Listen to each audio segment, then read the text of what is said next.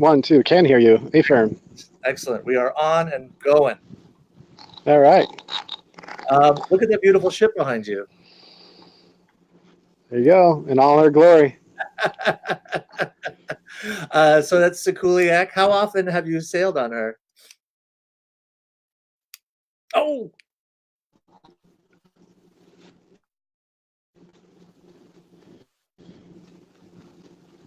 Can you hear me? I'm sorry. Yeah, I just switched from Wi-Fi to the data on my cell phone. All Ship right, problems. We'll keep this nice and short. How often have you sailed on Sikuliaq over the past 5 years? That's okay. So I've been sailing on Sikuliaq since her maiden science mission back in late 2014. So as far as how often, I don't know, but most of my years have been spent out here. And you like the ship? Oh, we love it. Yeah, we keep coming back, whether you're a temporary employee or a permanent. The family's really good here, and if you like it, people tend to stick around a lot. So it's in dry dock now, and you're standing on the dock floor itself. How does the dry dock work? Does it lift up above the water? Is it filled with water and then pumped out? How does that work? Yeah, sure. So let me show you what we're looking at here.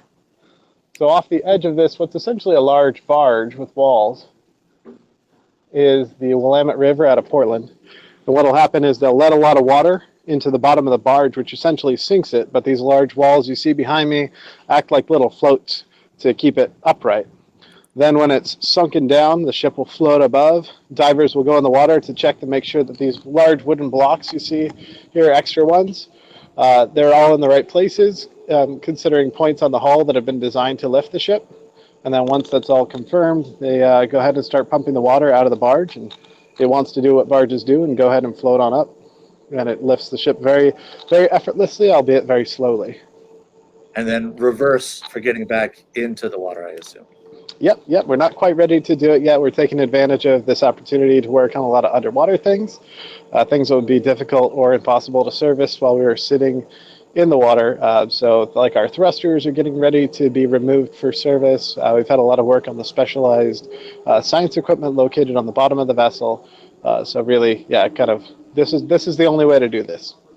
Well, I'll touch on the thrusters first because the Z drive is pretty fascinating how that works. Sure, and absolutely. And from my understanding, it's two propeller engines that can go any way that they want to help the ship maneuver pretty quickly and nimbly. Yeah, absolutely. So they both, there's one on each side of the ship, and they hold a propeller basically at a right angle. So if you put your fist straight down, pretend that this part was mounted in the hull, and then there's a propeller mounted to your hand. Now this can rotate around as well as the propeller. Having two of those means we can kind of point the back end wherever we want, which makes us very nimble compared to previous ice-based research ships. One of our unique ones, again, feature from being in the ice, is our propellers are actually on the front side to help chew up the ice before it has a chance to push on those pods. They're very strong, but we still don't want to break any ice with those, or even the propellers. That's what this special curve is for at the business end. This is the ice breaking right here. And so it's important to get it out of the water to do some of this stuff. It can be difficult and dangerous, I'm assuming, to do it while it's in the water. That's right. I mean, although we do have some special capabilities like the center board that lets us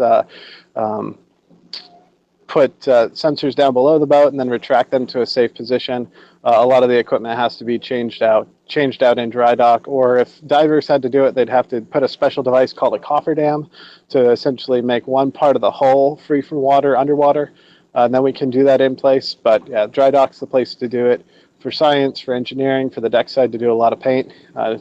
So new blue, everybody's quite excited about that, all ready to go back to work. Do you have to get special permission for the certain color? Like, could people vote for it to be purple, or how do you choose the color for the ship? I'm sure they could vote all they want. The ship was originally designed in a range of dark blue and teal to try to mimic the natural ice flows receding toward the horizon.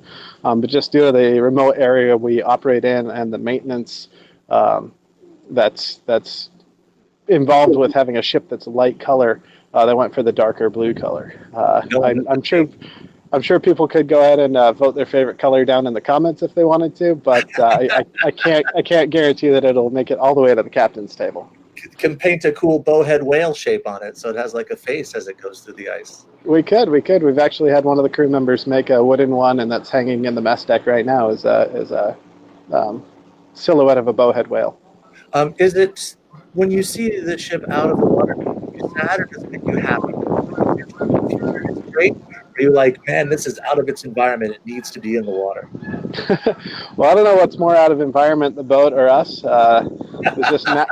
It's very strange to look out and see these shipyard walls behind us when we're normally used to seeing ocean or seaward, or if we're lucky, some ice. The boat is fine. It's mostly shut down. We're receiving power from the shore, so all of the generators can be quiet. Engineers are quite happy about that, even though it does make it a little less warm downstairs. So everybody's bundled up. We've all got our cute little fleeces on. But yeah, we're happy, and it's important to get it out of the water, even though it might look a little odd. It's beautiful. It's a beautiful vessel. I know there's a master that sort of serves as the captain of the vessel when it's sailing. Is there a master even when it's in dry dock? Who's in charge? So the dry dock is kind of managed by the shore staff, and primarily the port engineer carries a lot of the burden of making sure everything's scheduled and all the different groups of trades. The boat does have a master full-time. We just had a changeover today between the relief master and the primary master. And so they're on board to supervise the activities that the deck crew is responsible for, and by extension through the chief engineer, the repair activities that the engineer was responsible for. So we're working side by side with our own projects alongside the bigger stuff that the shipyard needs to take care of. Any little personal projects that you personally are able to take care of during this time? Like, I know that you've done amazing work inside. I've been lucky enough to be and spend some time aboard the vessel, and I know there's little personal touches that you guys have put in there. There is, and it's interesting, because the ship's quite a bit quieter at night than it is usually, whether at sea or even in port. No generators, no science going on. So people have started to make some little touches, whether it's a tiny welding project that's been on somebody's list for a while, or touching up paint, or even making little improvements to some of the cabinetry and wood trimmings on board. Continuing to make it our home like we have for the last 5 years. I know that when you're out there, you've got a science mission that you're doing. There's a crew of scientists that are paid for to be doing there's the missions range from studying the water to the creatures that live in the water, that fly over the wall, all that sort of stuff. But I also know there's some times when there are emergencies that come up. You rescued some expensive equipment that has gotten lost, and so there's some adventures that Sikuliaq goes on. Well, not just its job. Talk about one of your favorite things, what stands out in your mind. Oh, well, I mean, it's always different. Even if you have the same group on board, or if they're doing the same science mission, no 2 days are exactly alike. You can wake up in the morning and there's ice where there didn't used to be. Or, yeah, like you referred to, we might get a call that there's a piece of instrumentation that's gone adrift. So it's that unique aspect that we get to help. The bigger moments for me are almost the quieter ones, where we'll hear murmurs whispered from mouth to mouth of sightings off the ship, and go up on the bridge, and on the distance there's 3 polar bears just kind of doing their own thing and not paying attention to the ship, which is exactly what we like. We are there to observe the environment and stay out of their way. It's really those quiet moments when all you hear work quietly stop and people kind of gather, and there's really the hushed respect for the special place in which we get to work. And then, of course, we get away from the bears, get away from the wildlife, and get right back to science. So, you could serve on a variety of vessels throughout the world with the specialized training that you've got. Why devote your life and your work to science? Well, one of the things I studied while I was getting my engineering degree was also marine science, so it's always been kind of a dual interest for me.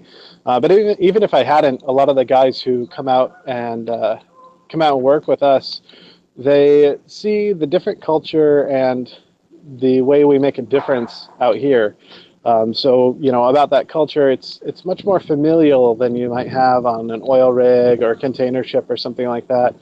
People sit together, people talk, people hang out. It's not always so it's such a genuine bond between everyone, and that extends when we have guests or science parties on board as well. And also that opportunity to always be doing something different and kind of be helping to drive the forefront of Arctic research as we change, as we observe all the changes that are going on. So instead of shipping sneakers back and forth from Asia to the U.S., that needs to be done as well. But I've found my passion to be out here supporting the researchers from UAF and all over the world. And you need to have that passion and tap into that, especially if you're at sea for months at a time, away from family and friends. Yeah. What's next for Sikuliaq? Where's it going next?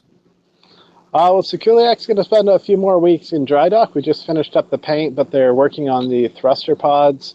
They're going to be starting to do some major service on those. But in a few weeks, she'll go back in the water. Like we talked about, the dry dock here will slowly sink back into the Willamette River, and then we'll tie up here at a nearby pier for a few more weeks, do some finishing touches, and then it's off to Newport and right back into science. I'm going to start loading gear out, get some scientists on board, and they can join the crew and enjoy the refreshed ship after her 5-year birthday, so to speak.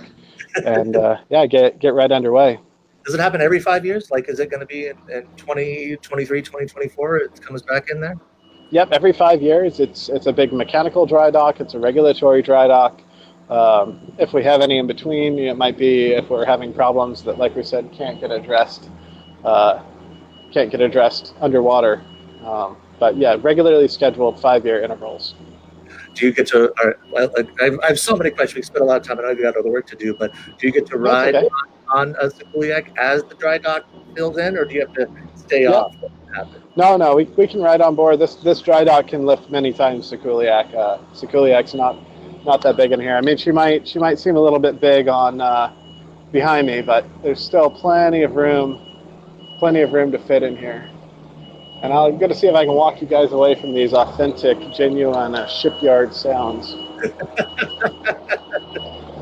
Are you sleeping on the ship while she's in dry dock there, or do you have like a hotel where you stay? Nope, all the crew is living on board just like normal, although with the slightly reduced science company, people tend to have individual rooms a bit more often. But it's there, so it's just quieter at night. Well, not at the moment, but yes, generally quieter at night. And the last question for you, and I'll let you get back to work, is while you're in dry dock as well? Because I know when I was first our past, because you were working the midnight to 8 a.m. shift, and I was working from 8 to like the normal shift. Yeah, so I've generally shifted my crew over to days so we can get more work done while all the trades are here. But we still do have guys on during the nighttime, just to make sure that the few systems that are operating stay nice and safe. So you guys can get a parting shot here of the business end of Sikuliaq, along with those twin thrusters in the back. The propellers have been covered, so they don't get painted as well, but normally just imagine shiny kind of silvery brass propellers back there. Did you guys like put handprints in the new paint just in a secret? No. This paint is very important, very special, and as such very expensive, and inspected pretty meticulously. So they spent a couple days just preparing for the paint. It's awesome. Thank you so much for the work that you do. Thank you for supporting all of the science teams from all over the world that come on there. It's one of the best jobs I think at UAF to have, is being a crew member aboard Sikuliaq. So you're very welcoming to me when I was aboard the ship, and keep up the great work. Thank you so much, Kevin, for taking some time.